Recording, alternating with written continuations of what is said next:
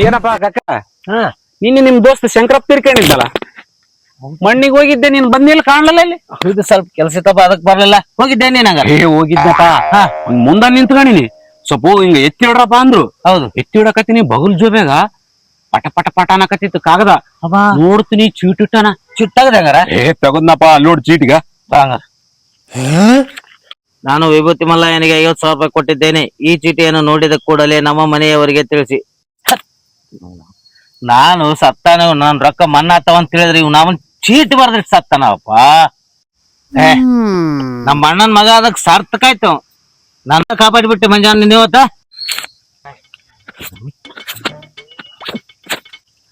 ಕಾಕ ನೋಡಪ್ಪ ಅವೆಲ್ಲ ಗೊತ್ತಿಲ್ಲ. ಅತ್ತಗ ಹೆಂಗಿದ್ರು 50,000 ರೂಪಾಯಿ ಕೊಡ್ಬೇಕಲ್ಲ. ನನಗೆ 25,000 ರೂಪಾಯಿ ಕೊಟ್ಬಿಡು. ಅಲ್ಲ ಇನ್ ಹೇಳಿದ್ 25,000 ಎದಕ್ ಕೊಡ್ಬೇಕು ನಿನ್ಗೆ 25,000? ನೋಡಪ್ಪ ಇನ್ ಕೊಡ್ಲಿಲ್ಲ ಅಂದ್ರ ಅವ್ರ ಮನೆಯವ್ರಿಗೆ ಹೋಗಿ ಹೇಳ್ತ.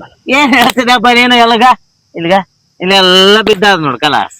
ಅರ್ಧ ಹಾಕಿರ್ಬೋದು ಚೀಟಿ ನೀನ. ಹೌದ, ನಿನಗ್ ಕೊಟ್ಟಿದ್ದು ನಾನು ಜಿರಾಕ್ಸ್, ಒರಿಜಿನಲ್ ಇಲ್ಲೇ ಗೊತ್ತಾಗಿದ್ದು. ಅಲ್ಲ ನನಗೆ ಬ್ಲಾಕ್ ಮೇಲೆ ಅವೆಲ್ಲ ಕೊಡ್ತಿದ್ದೆ ಅವ್ರ ಮನೆಯವ್ರಿಗೆ ಹೇಳ್ದೆ. ಆಯ್ತು ಬಿಡಪ್ಪ, ಫೋನ್ ಪೇ ಮಾಡ್ತೀನಿ ಬಿಡು. ಫೋನ್ ಪೇ ಮಾಡು. ದೊಡ್ಡ ಮನುಷ್ಯ ಇದ್ದೆ. ಫೋನ್ ಪೇ ಮಾಡ್ತೀನಿ ಬಿಡು. ಕಾಕಗ ಬುದ್ಧಿ ಇಲ್ಲ.